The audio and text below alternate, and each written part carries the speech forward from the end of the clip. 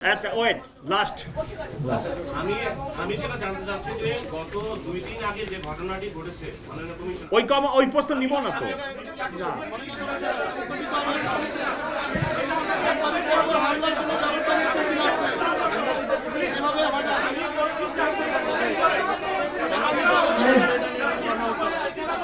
আমরা আপনাদের সহযোগিতা কামনা করছি।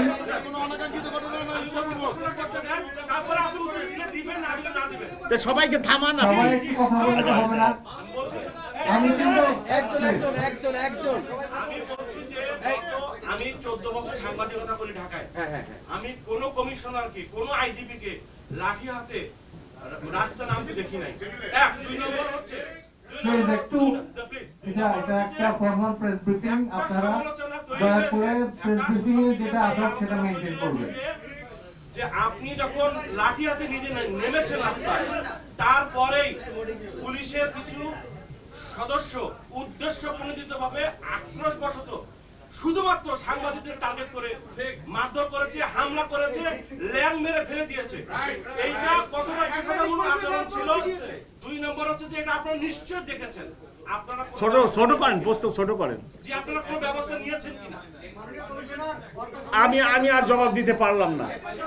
আপনারা কথা প্রশ্নটা নিতেও দিচ্ছেন না, বলতেও দিচ্ছেন। আমি বলি, ওনার প্রশ্ন হলো যে পুলিশ কমিশনার কেন লাঠি হাতে নিছে। পুলিশ কমিশনার সেটা না, আপনি নেওয়ার পরে পুলিশের সদস্যরা আগ্রাসী হয়েছে। আপনি শুনেন প্লিজ আমার কথা। আমি তো আমার ইনফর্মাল ড্রেসে আমার বাসায় ছুটির দিন, বাস্তব কথা হলো চুলই কাটাচ্ছিলাম, যখন হঠাৎ শুনতে পারলাম যে যমুনায় আন্দোলনকারীরা ঢুকে পড়তেছে।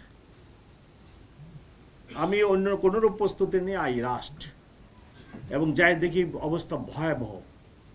এবং এই নির্বাচনের 5-6 দিন আগে যদি যেখানে সরকার প্রধান থাকেন সেখানে যদি আন্দোলনকারী ঢুকে যায়, যেখানে আমার 144 দ্বারা সভা সমাবেশ নিষিদ্ধ আছে, সেখানে এসে আপনার যদি আন্দোলনকারীরা এই ধরনের কর্মকাণ্ড করে, তাহলে কি পুলিশ কমিশনার বসে থাকার কোনো সুযোগ আছে কিনা?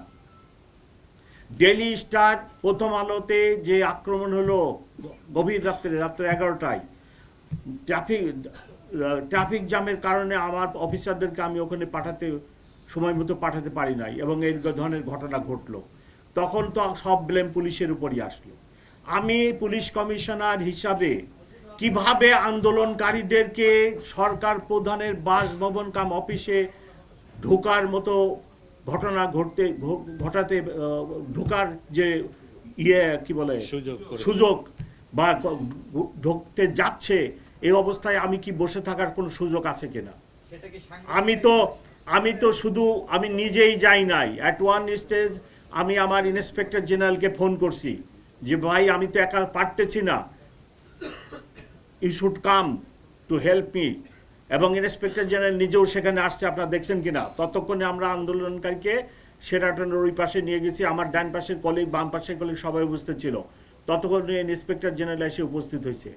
আপনারা এই কথা লেখেন যে গত 15 মাসে যে এই যে 20টা লোক 10টা লোকে রাস্তা ব্লক করে ফেলে, প্রেগনেন্ট লেডি ডেলিভারির জন্য হাসপাতালে যেতে পারে না, হার্ট অ্যাটাকালা রুগী যেতে পারতেছে না, অমক যেতে পারতেছে না, পরীক্ষাতে যেতে পারতেছে না, বিমানবন্দরে টিকিট আছে, প্লেন ফেল করতেছে। আপনারা এই কথাগুলো লেখেন।